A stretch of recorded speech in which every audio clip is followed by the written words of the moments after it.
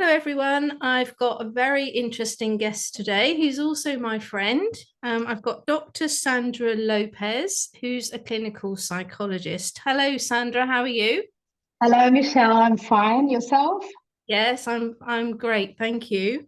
I'm so happy that you've been able to come on today because we're going to talk about a subject which is not normally something that I would talk about on my channel. Mhm. But I think it's a very important subject, and you and I have talked about it often. And I thought it might be an idea to bring the subject to my viewers. And then Mhm. if they feel like they want to reach out later, then that's what they can do. So I'll just introduce Sandra. Uh, Dr. Sandra Lopes is a clinical psychologist. You've been doing that for 17 years, I understand. Mhm. Yeah. And you have got a background in helping people with substance abuse, suicide, and aggressive behavior. But in being involved in those situations over the 17 years, what you found has happened is that you've moved more into the area of domestic violence, both on men and Yes. women. And it's Mhm. kind of led you now, it's kind of become your passion, all this experience that you've had over the years, it's led you towards this, making this niche area that you work in domestic violence. So, first of Mhm. all, Sandra, can you explain to us what is the definition of domestic violence? What does that actually mean? It's abuse. Abuse. In a small word, it's abuse. There are several kinds of domestic violence, several kinds of abuse, as we all know. Um, but it is always, I mean, the person always disappear. Okay, you stop being yourself. You stop do what you like to do. You start being scared of giving your opinion. And this normally tends to go in a very smooth and slow way. You don't even notice. Many people, they're not even aware. They don't feel right. They start suffering from anxiety. And sometimes they don't understand why. And normally, what leads them to, when they're not aware, what leads them to me, what they come to me because they start having panic attacks. Hmm. This is very interesting because they're not aware. And then they go in therapy and we start talking about things. And I do what I know how to do because I've studied to do that. And then they realize they are actually being abused. So, what is the pattern exactly of this abuse? What does it look like? What is happening to these people in their relationships that is causing this abusive cycle? What does it look like? What's actually happening to them? I mean, it's not as easy as that because we have different levels of abuse. Uh, we we talk sometimes there is a disease like if you are a narcissist or there, but sometimes there isn't. Not everybody is a psychopath. Not everybody is a narcissist to abuse either. You don't, sometimes it's just the ego, sometimes it's the country, the nationality. Because if we're talking about Latin countries, men tend to consider themselves superior, right? And that is also already a form of abuse because you are a woman, you can't do whatever you want. He's a man, he can. So we have different levels in here. But if we're talking about, for example, there is no social classes for this. Some people tend to think that this is happening in low social classes, like people with no money or no education. That is totally not true. You can see these in high classes as well, and they tend to hide because they feel so embarrassed. Mm. So Yes. it's many things And we don't have, I can't tell you, like, how does it look like? I can't. I mean, there are some things that, imagine if I'm sitting in a coffee shop and there is a couple in front of me. I mean, some things I look and I know there is some kind of abuse in there by the way they behave, you know. But it does not have a face, Michelle. And this is exactly a problem. When you go to a doctor and you have a cancer, you have some disease, some kind of disease, there is a face to it. Domestic violence, there is no face. You can't see, because sometimes there is a couple and they look very happy in public, and then they get home and he beats her up. Yeah. And some women turn up dead, and they, you know, people get shocked because, oh, you know, they were the happiest couple that you ever seen. So really, there is no face to it because it's between four walls, isn't it? So in my sort of experience of being a spiritual coach, I've come across obviously people with lots of different things going on in their homes and their personal life. And one of the things that I've kind of noticed with this pattern associated with sort of domestic violence is that the women don't necessarily understand that they're in domestic violence. They just come with low self-esteem, and they're kind of now in a very victimized or victim role, and they don't understand necessarily why they're there. They don't, and then they continue to act in a victim role, and the cycle continues. So how do we approach that if people don't even really understand or know that they're in that situation? Don't. Right. You don't approach, because you cannot help somebody that doesn't even know that they need help. You can't help somebody that they don't want your help, or they're too scared sometimes to ask. So these videos and all that I do, because I mean, I've been helping so many people over the years, and sometimes you don't know what's going on, and you just imagine that someone is in that kind of situation and watch a video, my video or somebody else's video, and then they realize, they go like, oh, you know, I have this is what's happening to me, and then they will go and search for more. If you have loads of information, as much as information you can, it's easier to understand where you're standing, right? If you don't have any information at all, if you don't talk with anybody, how can you know? Because this is something that it's done over the years. Look, if I go to work, we all energy, and you know better than me about energy. We all energy. If I work with 10 people, imagine, and if every day I get there depressive, upset, in bad mood, it's contagious. After a while, everybody, you know, it's moody as well. And if I'm, you know, a very happy person, it's also contagious. So this is the same. You have somebody putting stuff in your mind over the months and over the years, every day, like, you're not good enough, for example. Oh, you know, everything you do is wrong. But sometimes they don't, at the beginning, they don't say this like this. They say it in a very mild way. You don't, you know, you start questioning yourself. That's how they do it. And after 1 year, 2 years, 3 years, you have words in your mind that it doesn't belong to you. Someone put it there. And then you start acting on that. You have self-esteem, it's really low, self-respect, self-love. You know, you feel like there is something wrong with you.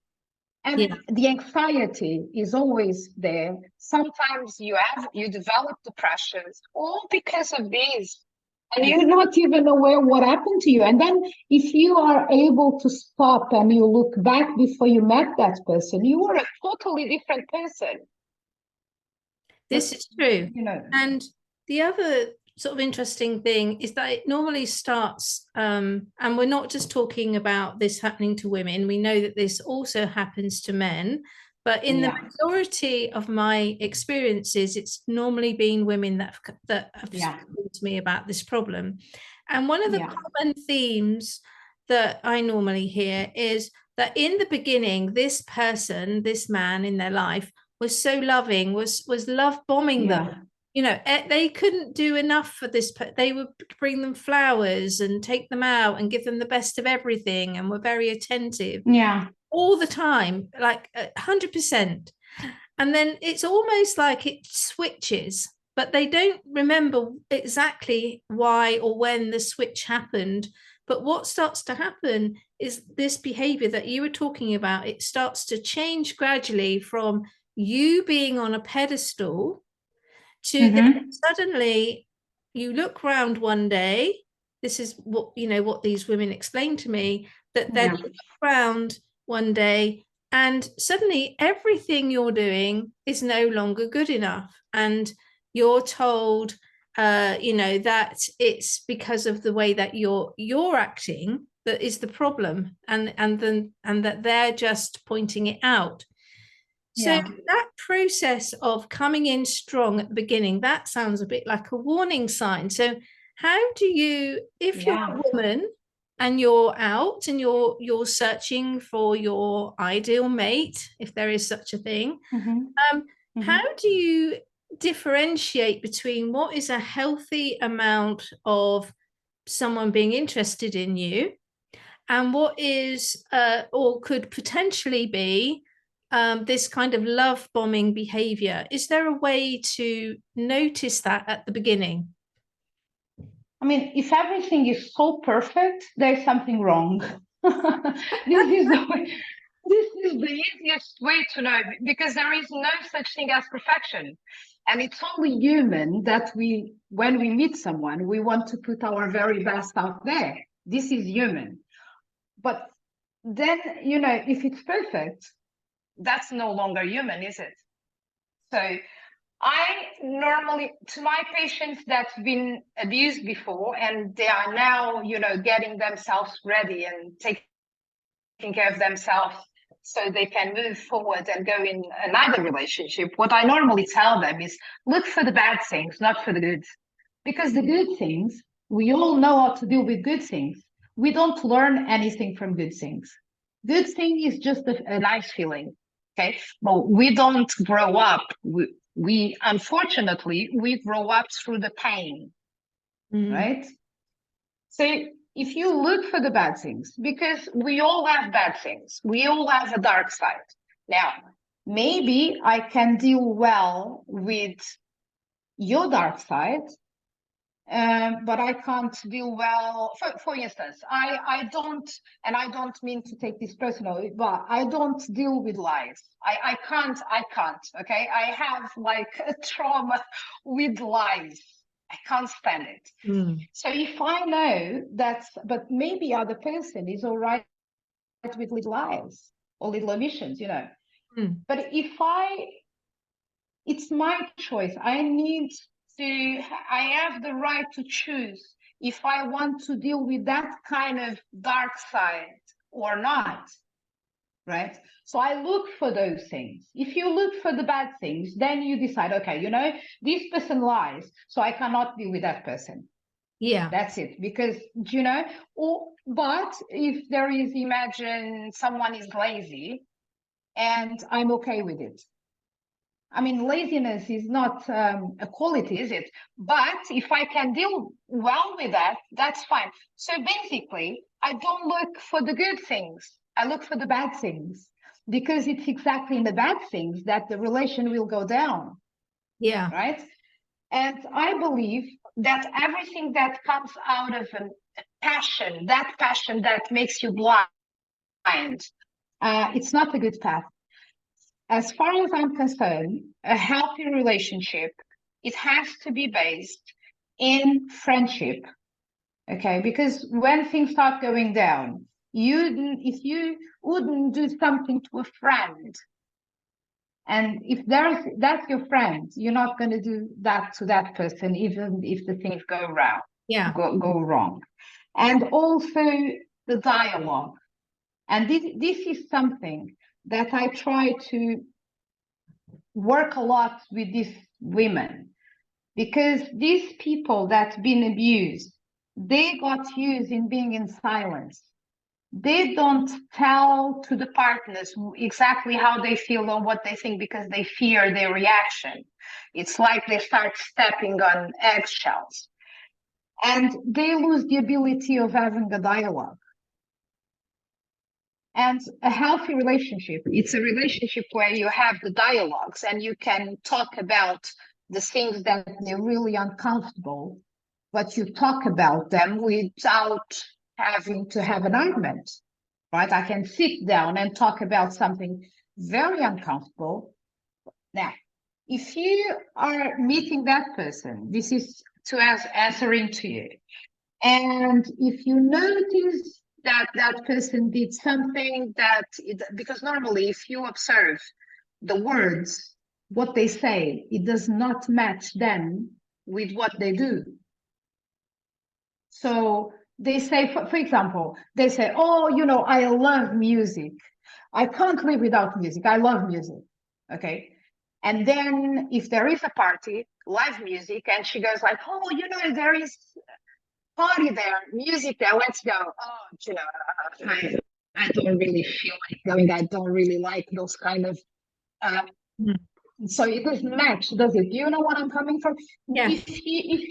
But they're so much in love that they can't see none of this. But if you use your rational part and emotional part, and the secret is in the balance. You can't get like all emotional, all rational, because if you're all rational, you act like a machine as well. So it has to be a balancing here. And if he says something, and if he does something totally different of what he said, that's a problem in there. You should really be aware. Because why do they say that, oh, I love live music, for example? Yeah. Because he knows that you like that.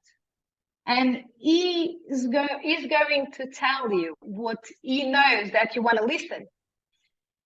That's how they conquer you, right? Yeah. So then you come to a point that you say, oh my God, this man is my twin soul. He likes everything that I like. Everything.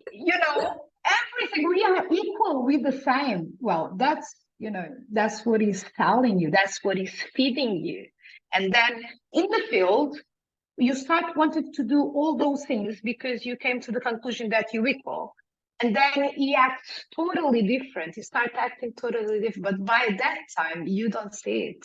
Yeah. You don't. And this is the biggest red flag ever. So my advice is look for the last nice things, the annoying things, that we all have, the dark side. Look for those things, because those things are exactly the things that is going to lead to failure. And, a plan is only a plan. You have to adjust the plan along the way, because there are no such thing as perfect plans. No. You make a plan, and then along the way, you realize that you have to adjust. So I don't know. And the prevention had to start in teenage years. Yes. It had to start there, because you can see domestic violence and abuse with 15, 16 years old. They want, for example, the phone passwords. The password is something private. I don't have to give to anybody. And, so I hear prevention. I do actually in my work see teenage girls that are already, like you said, in this cycle. Very young girls, haven't even left school yet, are already being told what they can and can't do by the opposite. And Michelle, as you know, I'm a teacher as well. I'm a teacher, and I'm also a teacher, and I'm a secondary teacher. So Right. daily, I deal with teenagers, and I see that. Mm. How is this even possible? So Yeah. we all have to go to schools. I mean, I've tried, but it's very hard to get in the system. I've tried to go to schools and give speech, to make these girls be aware. Because if they grow up like that, and then if they have the first boyfriend that wants to, the password, or he doesn't want her to, wear a miniskirt or whatever, and then she comes from a not very structured home, she thinks this is all normal. So Yes. unless someone goes there and say, hey, that's not normal, that is not right. So, So at Sandra, least to start them. Sorry. this behavior of the male, let's just do it that way around for now. We do know obviously that men have abuse as well, but just for the examples, this behavior where a male or a young teen who's male tells you what you can and can't wear, tries to control where you go, who you speak to, wants to know your password, that sort of thing. Where is that coming from? Where have they got that behavior from? Is this a male trait that we as women have to learn to navigate with all men by putting down boundaries? Or, Of course. or is this in some men because of some trauma they've had or some programming they've had in their growing up experience? Which one is it? I mean, do these men? It's both. Right. It's both, Michelle, both. For example, again, depending which country you're from, nationality and culture plays a big part in this. But, for example, a girl or a boy that comes from a broken home, what are they going to do? They're going to reproduce the behavior. So if it's a boy, he's going to be abusing someone else, or sometimes they are the ones getting abused. Mm. Sometimes when you are a victim, you become an aggressor. We see these a lot. Or, a girl that used to see her mom getting, and then if the boyfriend gets there and say, give me your password, she will. Because this is what she sees. We always reproduce the behaviors of our parents. We are young children, babies, young children. We don't have a saying, right? We have to do what our parents tell us to do. And then we grow up like that. One day you can, if you study and if you connecting to other people and if you're keeping yourself informed, then you can become to the conclusion saying, hey, what my father did to my mom or vice versa, that was not right. I don't want that for myself. And then you can break the chain in there. But this requires work. Yeah. Because what is normal in us is to reproduce behaviors that we've been exposed for so many years. How many times? I'm sure you've heard, if not yourself, it happened to myself. And it happens to me. How many times we say, like, we look at our parents and we say, do you know what? I don't want to be doing that. I will never do what my mom. And then one day you will end up doing exactly the same. Right? Yeah. And this does not have to be, this is in the good behavior, but also in the bad behavior. We all reproduce behaving of some other. Some people, they don't have parents, so they've been brought up, imagine, with an uncle, or they look for a teacher and they reproduce the teacher behavior. You see, because we all, as a human being, look for a reference. We need a reference. Otherwise, we're growing up without nothing. We need a reference to chase, to follow our path. So we always, for example, girls, get in a toxic relationship, they abuse, and then they, all the relationships that she has, she's a victim. She's being abused. What does this tell us? We have to go back to her childhood and see what was in there. What was the parents' relationship between them and towards her? What caused, her to behave in such a way that she only attracts aggressors?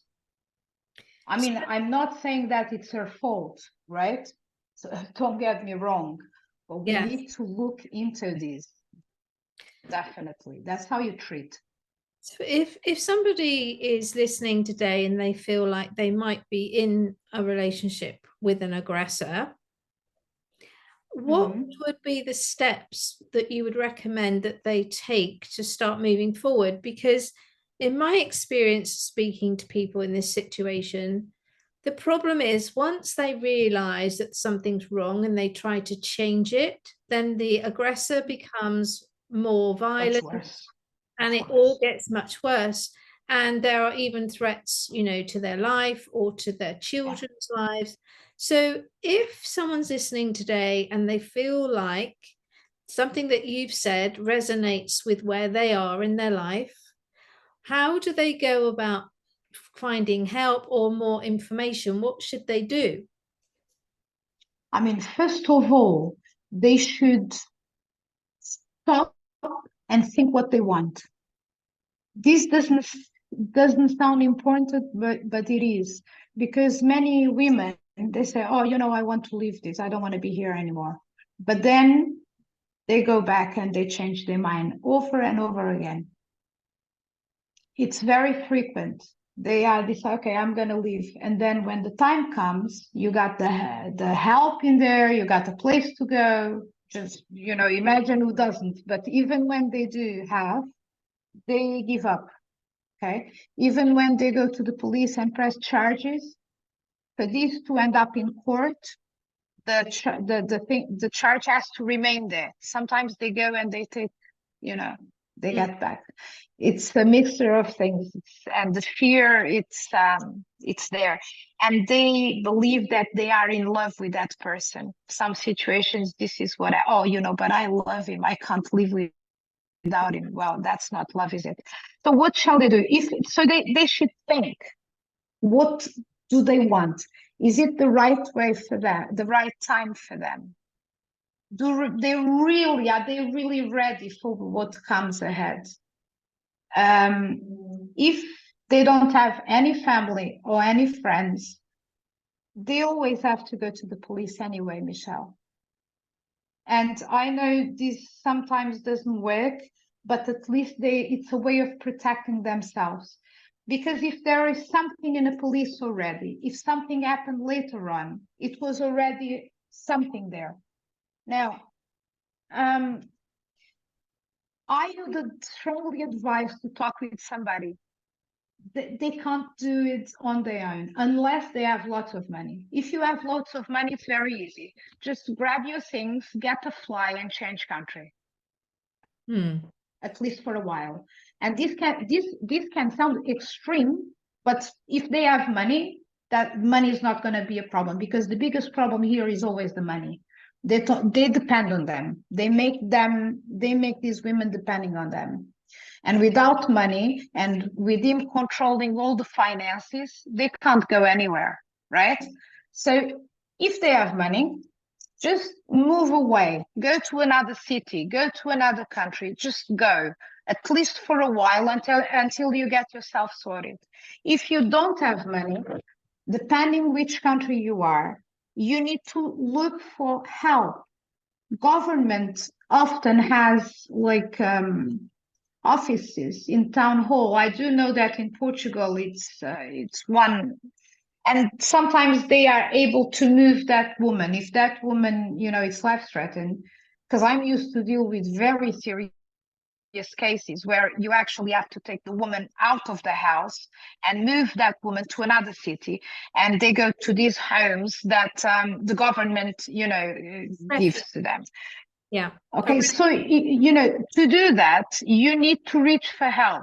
Now, there are serious situations where you are actually locked at home. He goes to work and you lock the woman at home. You can't get out. Yeah. I've had clients in my work where that's actually what's happening to them. They actually get Yeah, yeah. locked into rooms. Some years ago, the partner was actually unplugging the landline telephone Yeah, and yeah, yeah. wrapping up the cord and taking the phone with them so that the person had no way of calling outside. Do you So know, Michelle, I'm sorry to interrupt you. I feel so much like saying what I know that it has to be done here, but I can't. I can't say it because, okay, what I'm saying here is sometimes the only way of you to get away from this, it's breaking the law. Well, not breaking the law, not committing some crime. It's not what it is. what I think you're saying is, first of all, you have to be clear in your mind of Definitely. what it is you actually are going to do and why you're going to do it, because it's not going to be easy.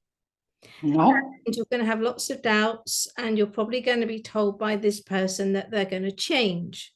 So you have to be, Oh, always. yes, they're always Always. going to change. So you have to be clear in your mind of a plan, what's ahead of you. And Definitely. you need to reach out as much as possible, either to the police or to friends or to family, to To try everybody that you can. and find a way. And Yeah. I assume as well that if you have maybe a backup bag with perhaps clothes, some money, That's what I said to my last video. Yeah. yes, that then, That's what I you know, said. You always have to have that. Yeah. so they, if in that moment they feel now is the time they want to do it or they can do it, that they're ready, that they can make their move. But the Yeah. other thing Save is, money. Save money. yes, because Get a way of, because they control the money. You know, we all intelligent people anyway. And save the most money as you can because you will need it. You will need it. so if you're a friend of somebody who you think might be in this situation, um, it's often, if you try to say something to them, they don't understand it. They think that you actually are jealous of their relationship. They can't Yes. often hear what you're trying to do or say. They so what would you suggest in that situation? Because you can only go so far, and then they reject Yeah. you. You're the one trying to do the help. I mean, they tell you that, they answer that to you because that's what they tell them. You see, very often, sometimes I met once this lady that she, for 3 years, she was having this relationship that she thought it was the best thing in the world, and nobody knew that she was having a relationship because basically the guy just was telling her, don't tell anybody, because if people knows about us, they're gonna destroy us because they're so jealous. So, so when you say something to somebody and somebody, thinks it's out of jealousy that you're saying that, that's because that's what the guys are putting in their mind. But what would you do in that situation? I mean, you just let that person now that whenever she comes to her senses, you're going to be there to support her. This is the most important thing, because many people, the biggest problem is that they don't have anybody and that nobody knows, and sometimes they are too embarrassed to tell, even to family. I mean, if, for example, someone beats up a woman, she's so embarrassed to tell her friends and family. She won't say it. Well, often It's not on. is that anything that is done to you, you're being told it's your fault and that no one's Exactly. going to believe you. So Exactly. women that I've spoken to, the pattern seems to be that they're told that, you're creating this problem. I have to do these things to you because you are the problem. And so Exactly. then the women feel embarrassed and have low self-esteem and are then unable Mm-hmm. to reach out because they believe, after years and years and years maybe of this perpetual dialogue, they don't actually know that that's not really true. They believe But that you that's the see, truth. exactly. But you see, Michelle, if you let someone know, if you, for example, that friend that you were talking about, if you let her know that you're always going to be there for her, when she decides that she no longer wants to be in that situation, she will reach out to you. So basically, but you need to let her know. Something like, look, I don't know if you are aware or not, but you don't look the same person anymore. This is what I would tell to a friend. You don't look the same person anymore. You changed a lot. I'm concerned about you. You don't look well. And I don't mean to tell you what to do. It's up to you. But if you need help, reach out to me, because no matter what, I'll be there. This is what the person needs to hear. You can't do anything else, because you can't force. Most of the women, they even when they get beaten up, they still think that they are in love. It's unbelievable, but it's true. This is reality. So it's very tricky. It has to come from them. They have to give this step. And if you're a friend of a person suffering, with something like this, the only thing that you have to make sure is that she knows that you're going to be there no matter what. Yeah, this is very important. I agree. Yeah. So we've talked about women a lot, but what kind of percentage are we looking at in terms of this happening, say, to men? What's the ratio of men becoming the victim of domestic violence? We don't know. You don't know? Do you know why? No, because they don't go ahead with it. They don't go forward because they're too embarrassed. I mean, there is a small, as much as we know, there is a small percentage compared to women, but men tend to hide. They don't want to expose themselves or seen as fragile. And if a man goes and say that he's being abused and is a victim of domestic violence, that makes him look very fragile. And men always try to protect themselves in this way. Mm. Mm. So, I mean, I've worked with some men, but not many. I can tell you maybe 2 or 3 over the years. And they were very embarrassed, and one of, very embarrassed. Yeah. So we don't know the percentage exactly. We have no way to know. You see, because we only deal with percentage and radius if people actually press charges, right? Without this, it's impossible to know. And they don't do it very often. I mean, some men, they remain in the relationship forever. They don't leave. Mm. And it's sad to see, really. So, Because, and this proves that it doesn't have to do with muscle and, and, stronger. No, because a man tends to be physically stronger than a woman. This tells us that domestic violence, it's not always about the physical part. It's here. In my experience of speaking to people, it's like a programming. So it's not about the physique, the size, or anything like that. It's more to do with the mind gets programmed to think a certain way. And because they associate that person with somebody they love, then they trust and believe that message that they're getting. Absolutely. So it's programmed into them that this is what love looks like. So then it's very difficult to say that isn't what, if you're on the outside and you come in and you're trying to help, they don't understand that isn't necessarily what love looks like at all. And then this is something they have to be, aware of. They have to suddenly look at this situation that they've never really thought about before, and often they can't do it because they're associating this behavior with being loved. So this is another thing. That, you see, that comes from home. You see what we were talking about before. These all come from your childhood.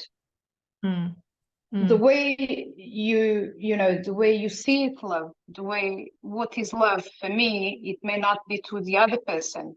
If we come from very different backgrounds, we have the conception of love or any other things totally different from each other. So, but with men it's totally different. But you see, in this kind of abuse, there is always a thing called gaslighting. Always. And gaslighting is something that drives a person mad. You put yourself in doubt so much that you start believing that you are a failure, and you're so blessed that you have someone with you. Even if that someone beats you up, you consider yourself blessed because there is something so wrong with you. You are such a big loser, and that person loves you. And this is gaslighting. That person over the years. Look, I remember a situation that it's unbelievable, but this husband used to hide things from her. Imagine, we all get home and we put the keys in several places, right?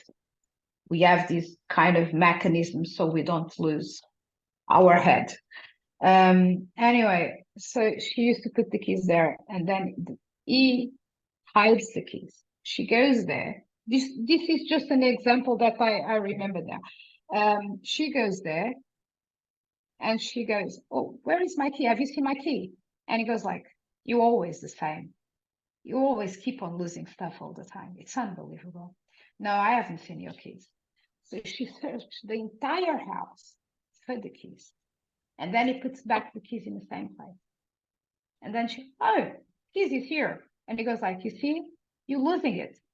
You are mad. You see what I have to deal with every day? The keys was always there and you didn't see it." And he does this every single day with several items. Now, you imagine what this can do to a person after a few years. Yes.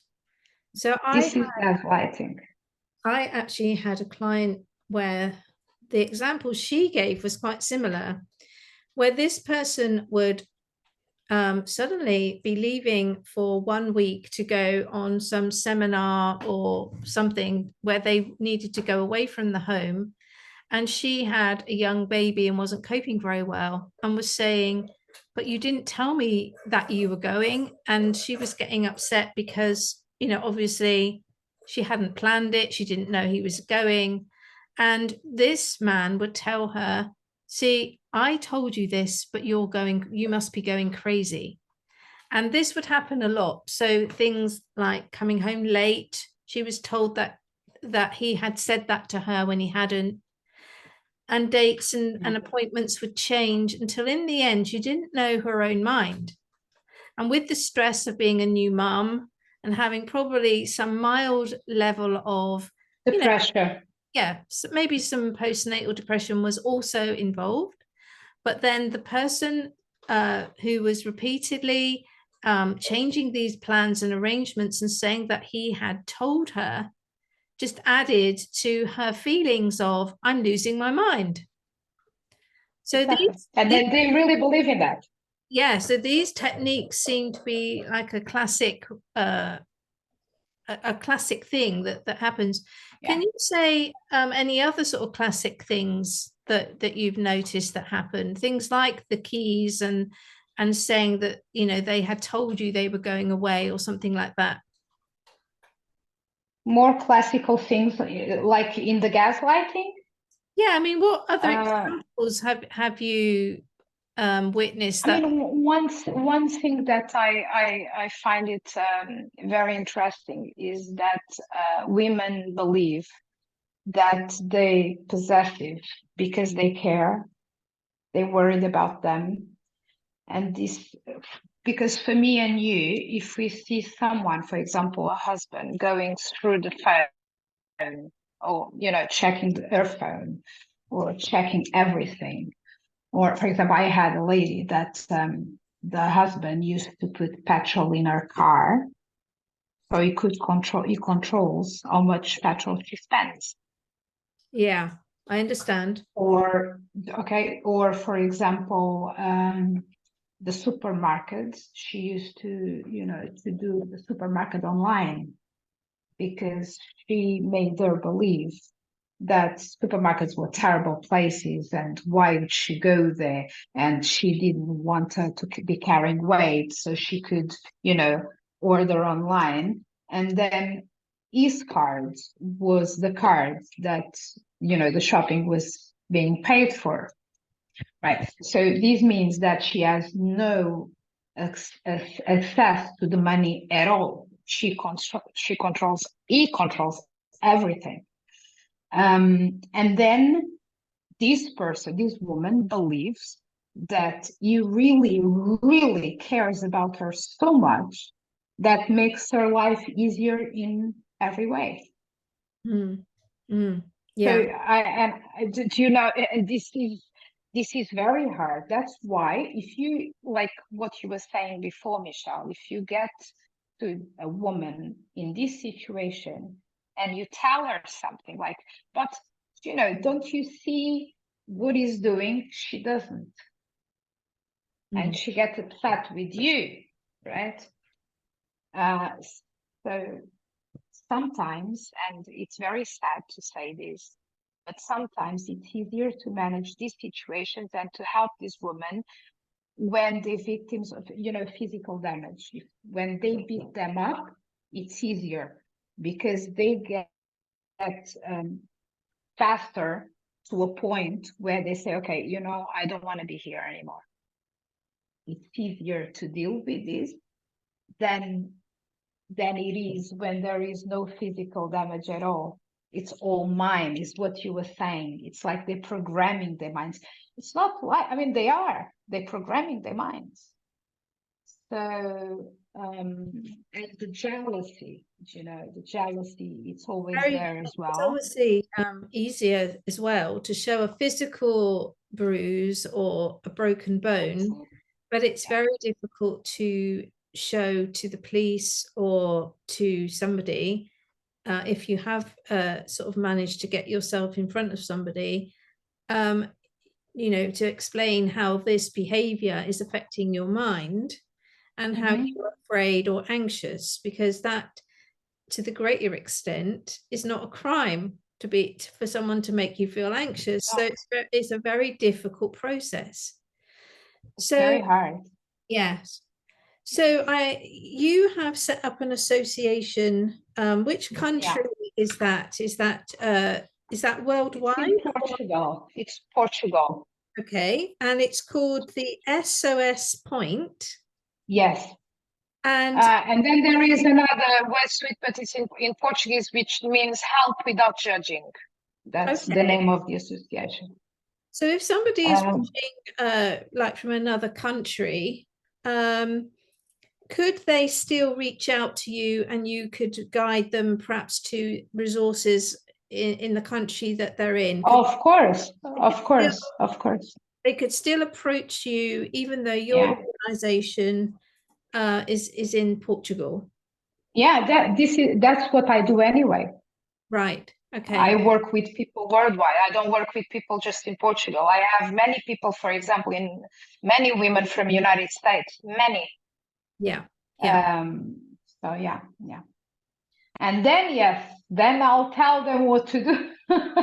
The things that I can't say in here because I can't, but then, this always has to do with planning.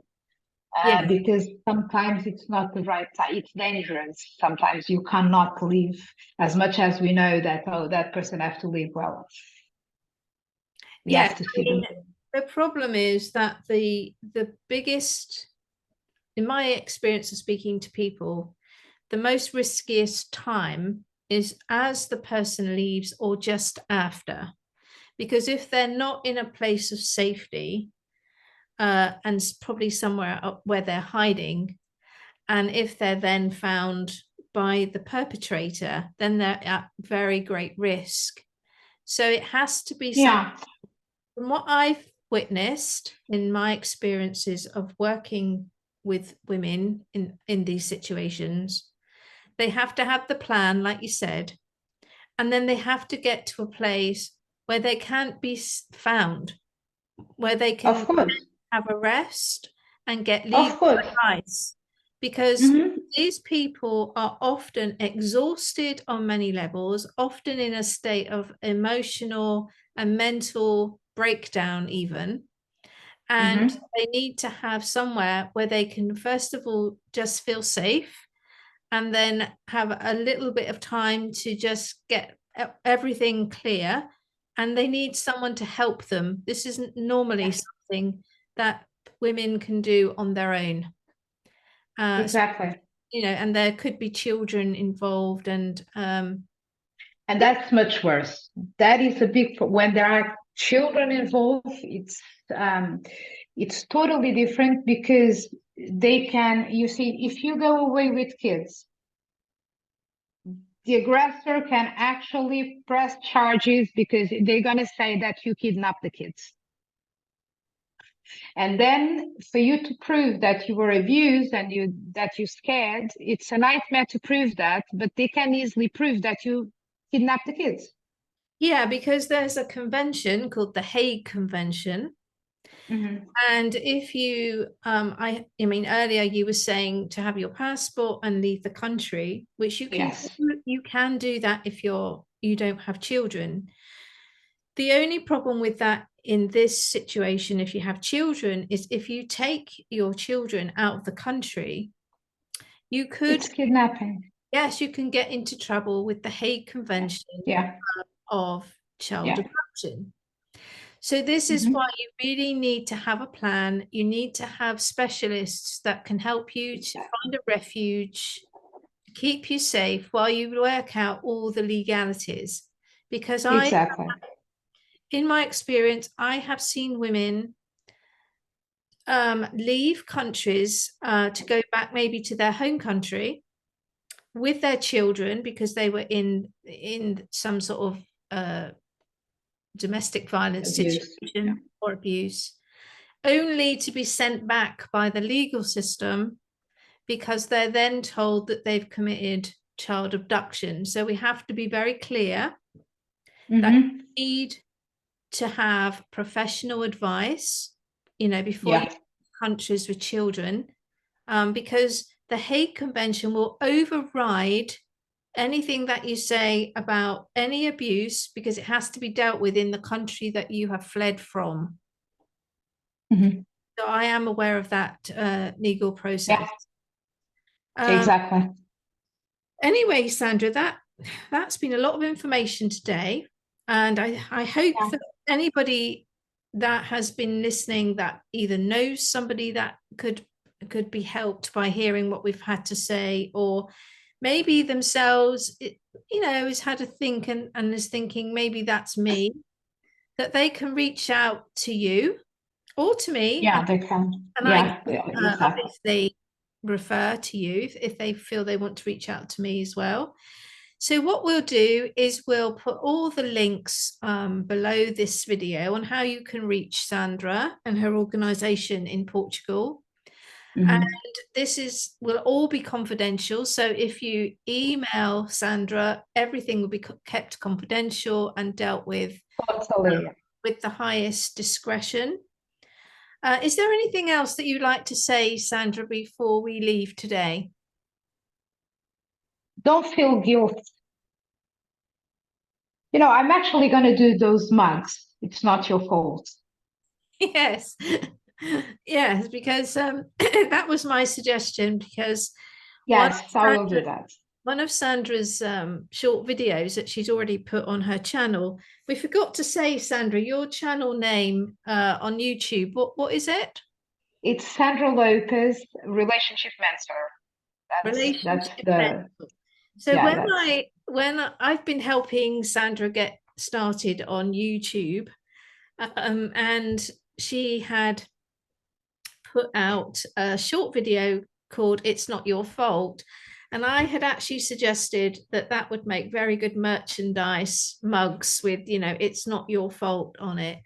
So maybe, yeah, I will make them. Yeah. yeah, I think maybe in the future that is something that could help to spread the message, Yeah, to because people. you see, Michelle, the thing is, and to finish what I have to say, I do have my patients. I have people that I work with.